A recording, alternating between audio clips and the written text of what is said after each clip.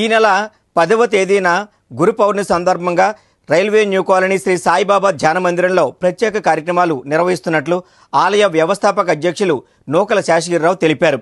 ఈ సందర్భంగా శేషగిరిరావు మాట్లాడుతూ గురు పౌర్ణమి సందర్భంగా సాయిబాబా మందిరంలో అనేక కార్యక్రమాలు నిర్వహిస్తున్నామని తెలిపారు.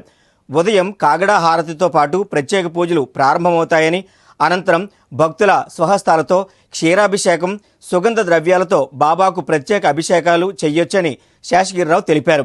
సాయంత్రం బాబా పల్లకి మహోత్సవం నిర్వహిస్తామని, మహిళలు ఈ పల్లకిని మోస్తారని కూడా శేషగిరిరావు వెల్లడించారు.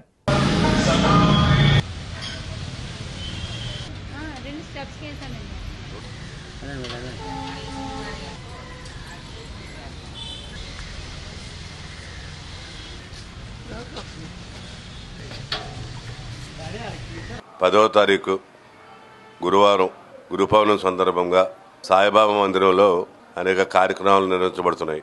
కాకడారుతో మొదలయ్యి 6 గంటల నుంచి సాయిబాబా వారికి భక్తుల స్వహస్తాలతోటి పాలు మరియు ఇతర సుగంధ ద్రవ్యములతో 6 గంటల నుంచి మధ్యాహ్నం 2 గంటల వరకు భక్తుల స్వహస్తాలతో సాయిబాబా వారికి అభిషేకం చేసుకునే అవకాశం కలిగిస్తున్నాం. మధ్యాహ్నం స్వామివారికి అలంకరణ, అనంతరం ఏకాంత సేవ. సాయంత్రం సంధ్యాహారతి, సాయిబాబా వారి పల్లకీ మహోత్సవం కడి రమ్యంగా మేళతాళాలతోటి పల్లకీ మహోత్సవం నిర్వహించబడుతుంది. 7 గంటల నుంచి 8 గంటల వరకు మహిళా భక్తులు కూడా పాల్గొని పల్లకీని మోయొచ్చని చెప్పి తెలియజేస్తున్నాం. ఈ పల్లకీని మోసే విధానం ఇంతవరకు ఎక్కడా లేదండి. ఒక మహిళలు మోయడం ఎక్కడా లేదండి. అసలు ఇది ఒక రైల్వే న్యూ కాలనీ బాబా మందిరంలోనే ఈ అవకాశం కల్పించడం జరిగింది. పల్లకీ మహోత్సవం అనంతరం తర్వాత బాబా గారి యొక్క నిత్యార్చనలు, దర్శనాలు ఇవ్వడం జరుగుతుంది. 9:30, 10 గంటల మధ్యలో సేజారతి, భక్తులకు తీర్థప్రసాదాలు విత్తడం జరుగుతుంది. ఉదయం సూర్యోదయం నుండి సూర్యాస్తమం వరకు సాయిబాబా వారి భజన, భక్తి గీతాలు నిర్వహించడం జరుగుతుంది.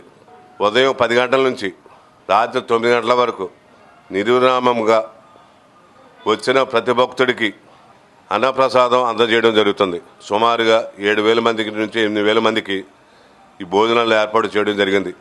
బాబా గారికి అభిషేకం చేసుకుని కిందకొచ్చి స్వామివారి యొక్క మహాన్న ప్రసాదంలో పాల్గొని అన్నప్రసాదం సేకరించి స్వామివారి కృపకు పాత్రలు కావాలని కోరుతున్నాం. ఈ గురు పౌర్ణమికి కూడా అందరూ ప్రతి ఒక్కరూ పాల్గొని జయప్రదం చేయవలసిందిగా కోరుతున్నాం. ఓం శ్రీ సాయినాథాయ నమః.